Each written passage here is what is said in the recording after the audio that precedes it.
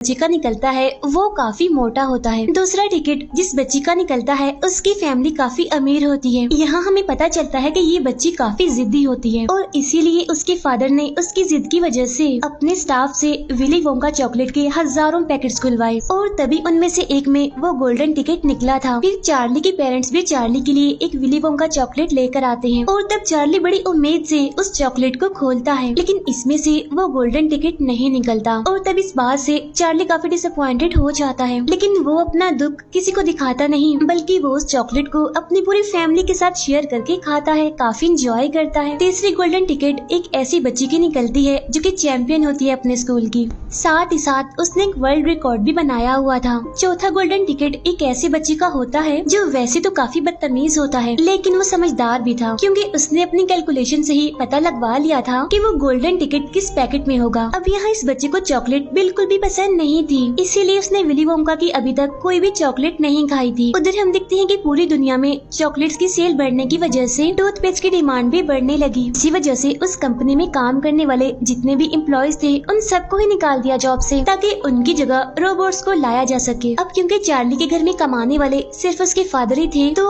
आज उनका ये एक जरिया भी खत्म हो जाता है और अब उनका घर चलाने वाला कोई भी नहीं था। लेकिन चार्ली के फादर ये बात अपने घर में किसी को भी नहीं बताते। फिर चार्ली के दादाजी चार्ली को कुछ पैसे देते हैं जो कि उन्होंने अपने पास जोड़ के रखे हुए थे और वो चार्ली को फिर से विली वोंका चॉकलेट को लाने के लिए कहते हैं, इस उम्मीद में कि शायद अब उनकी किस्मत खुल जाए। और तब चार्ली ऐसा ही करता है, वो फिर से वही चॉकलेट लेकर आता है और यहाँ वो दोनों बड़ी उम्मीद से चॉकलेट का वो पैकेट खोलते हैं, लेकिन इस बार भी उसमें से गोल्डन टिकट नहीं निकलता। इसलिए चार्ली उदास होकर घर से बाहर आ जाता है और तब उसे एक शॉप के बाहर से एक नोट मिलता है और उन पैसों से चार्ली फिर से वही चॉकलेट खरीदता है। और अब जैसे ही वो उस पैकेट को खोलता है तो उसे अपनी आंखों पर यकीन नहीं आता, क्योंकि अब की बार उसका गोल्डन टिकट निकल गया था।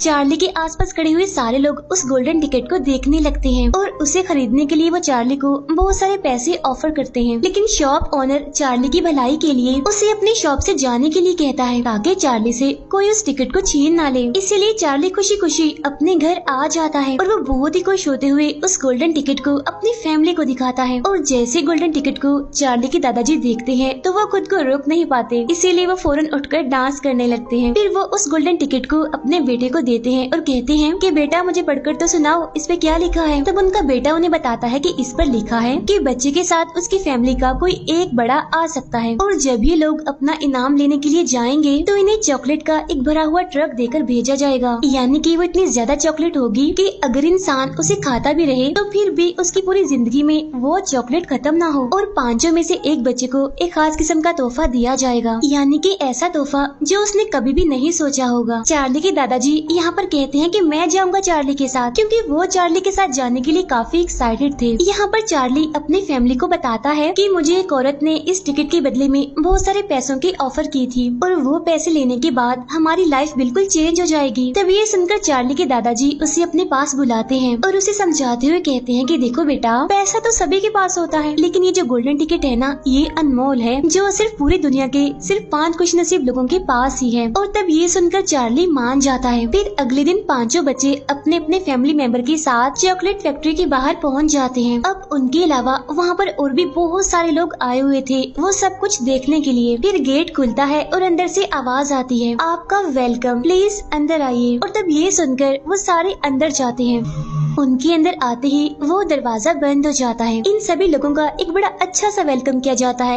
एक गाने के साथ, और ये गाना विली वोंका पर ही बना हुआ था। इसके बाद विली वोंका खुद उनके सामने आता है। यहाँ सारे बच्चे विली वोंका से अजीब अजीब सवाल पूछने लगते हैं, जिनका जवाब विली वोंका भी बड़े ही अजीब तरीके से देता है। फिर विली वोंका खुद भी उनका वेलकम करता है फैक्ट्री के अंदर। फिर इसके बाद वो उन सभी को बताता है कि इस कमरे में जितनी भी चीजें हैं वो सारी चॉकलेट से बनी हुई हैं, यानी कि घास, वाटरफॉल, पहाड़ और तालाब भी। आप यहाँ पर घूम सकते हैं और यहाँ पर किसी भी चीज को खा सकते हैं। तभी ये सुनकर वो सारे बच्चे इधर उधर फैल जाते हैं और तभी उनमें से उस जिद्दी बच्ची को वहाँ पर एक बोना दिखाई देता है और वो इसके बारे में विली वोंका से पूछती है। तो वो उन्हें बताता है कि एक दिन मैं चॉकलेट के नए फ्लेवर्स को तलाश करने के लिए जंगल में गया था और वहाँ के जो ट्रीज थे वहाँ पर इन बोनों का पूरा कबीला रहा करता था और इन बोनों के पास बहुत सारी कोको होती है। इसीलिए विली वोंका कोको हासिल करने के लिए उनके कबीले मोहल्ले के लीडर को ये ऑफर देता है कि अगर आपने मुझे कोको लेने दिया तो मैं आपको अपनी चॉकलेट फैक्ट्री में काम करने का मौका दूंगा, जहाँ पर आप सारे लोग बड़े आराम से रह सकते हैं, मजे मजे की चॉकलेट्स खा सकते हैं। इसी दौरान वो मोटा बच्चा चॉकलेट पीने के लिए चॉकलेट के तालाब में जाता है, लेकिन तभी गलती से वो उसमें गिर जाता है। लेकिन इतनी ही देर में वहाँ पर एक काफी बड़ी मशीन आ जाती है और इस मशीन के जरिए ही चॉकलेट को फैक्ट्री के अंदर ले जाया जाता था।